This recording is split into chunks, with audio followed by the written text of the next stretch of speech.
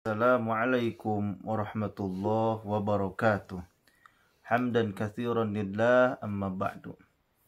Ikhwani fillah yang dirahmati Allah Subhanahu wa taala, sahabat channel Keluarga Siliwangi yang saya cintai dan yang saya banggakan, semoga selalu Allah Subhanahu wa taala memberikan perlindungan kepada kita semua dan selalu memberikan maghfirah, ampunan serta kasih sayangnya. Dan semoga kita selalu menjadi hamba-hamba Allah Subhanahu wa taala yang selalu taat, yang selalu istiqamah di dalam amal agama, kesunahan-kesunahan baginda Nabi Muhammad sallallahu alaihi wasallam di dalam kehidupan kita sehari-hari. Dan mudah-mudahan apa yang disemogakan oleh kita semua semoga tersemogakan. Dan mudah-mudahan Allah Subhanahu wa taala memberi kepada kita rezeki yang berlimpah ruah yang datang dari arah mana saja yang tidak pernah kita ketahui.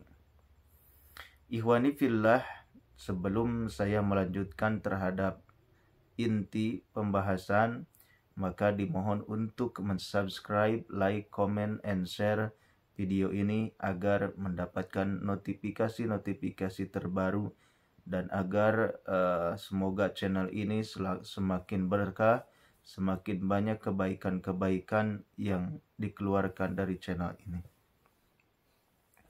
Ikhwani fillah yang dirahmati Allah Subhanahu wa taala, sungguh setiap orang, setiap manusia pasti mempunyai khilaf, mempunyai kesalahan, pernah khilaf, pernah bermaksiat kepada Allah Subhanahu wa taala.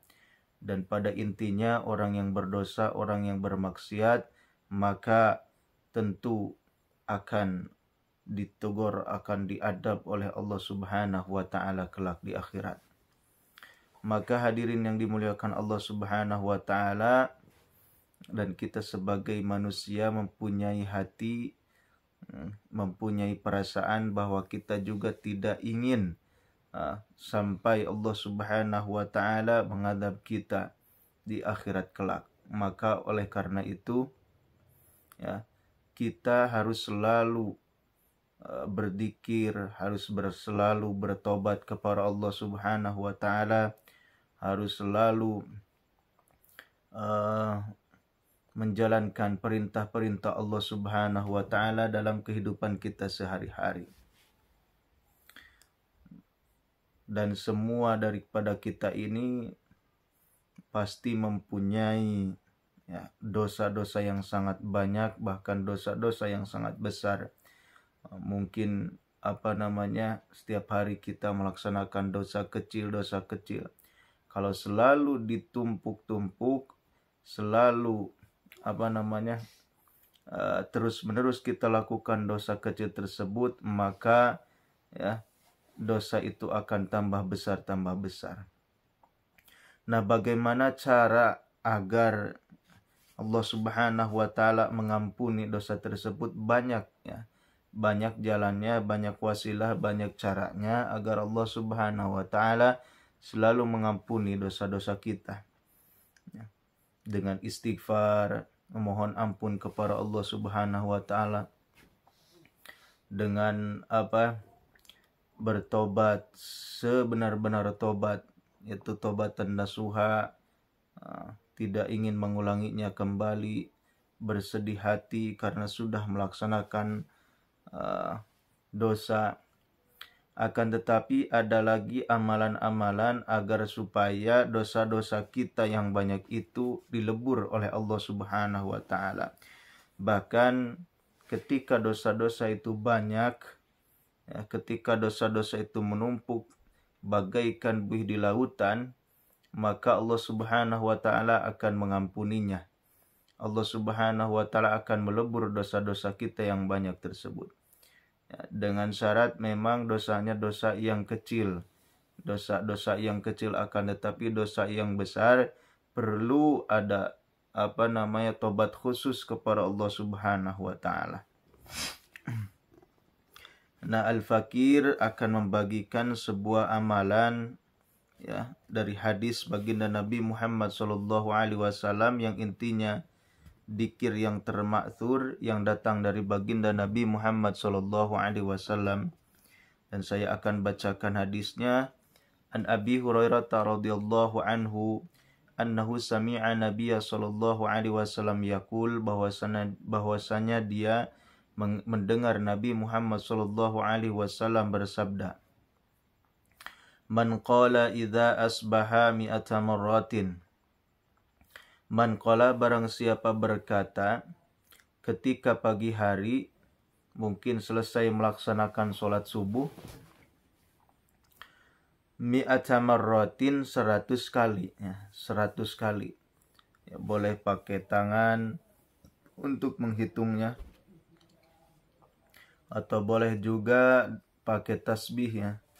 Tasbih itu hukumnya sunnah memakai tasbih untuk menghitung-hitung bilangan zikir kita.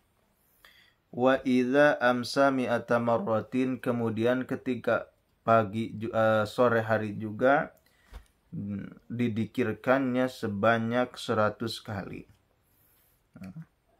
Apa yang didikirkan itu? Yakni subhanallah wa bihamdi. Subhanallah wa bihamdi. Sebanyak berapa? 100 kali. Subhanallah wa bihamdihi, subhanallah wa bihamdi, subhanallah wa bihamdi, subhanallah wa bihamdi. Sebanyak berapa? Sebanyak 100 kali. Ya, pagi 100 kali, selesai kita melaksanakan sholat subuh, dikir nabawiyah, kemudian dikir itu 100, kemudian ketika sore hari juga setelah melaksanakan sholat asar, ya, setelah dikir-dikir nabawiyah yang 33 kali, lalu kita mengamalkan dikir ini, ya, subhanallah wa bihamdi, ini juga diulang sebanyak 100 kali. 100 kali. Maka apa keunggulan, apa keutamaan dari tasbih tersebut? Ya, subhanallah wa bihamdi itu apa keunggulannya? Ya, jadi setiap amalan pasti ada keunggulan, keutamaan. Yakni fadilah atau fadail. Gufirat dunubuhu, maka dosa-dosanya. Jadi kata-katanya di sini dzunub. Ya, kalau dzunub itu menunjukkan jamak, berarti banyak, ya. Dari danbun jadi dunubun. Jadi kata-katanya jamak, berarti dosa-dosa yang banyak akan diampuni oleh Allah Subhanahu wa taala. Wa in kanat, di sini ada wa in. Jadi ada goyah di sini, jadi puncak. Jadi puncak dari banyaknya dosa, wa in kanat aktsara min zabadil bahri. Meskipun dosa-dosa tersebut itu lebih banyak daripada buih-buih di lautan. Dengan syarat itu adalah dosa-dosa kecil. Ya, dosa-dosa kecil. Beda dengan dosa-dosa yang besar. Ya, dosa besar ismun kabir.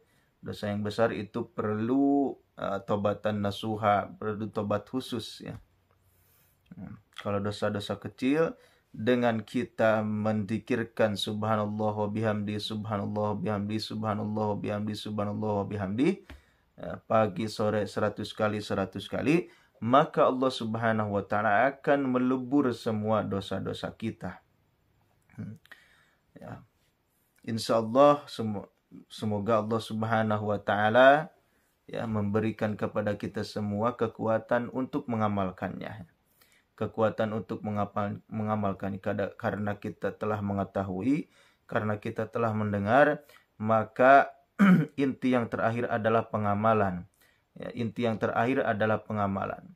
Semoga Allah Subhanahu wa taala memberikan kepada kita keistiqomahan, memberikan kita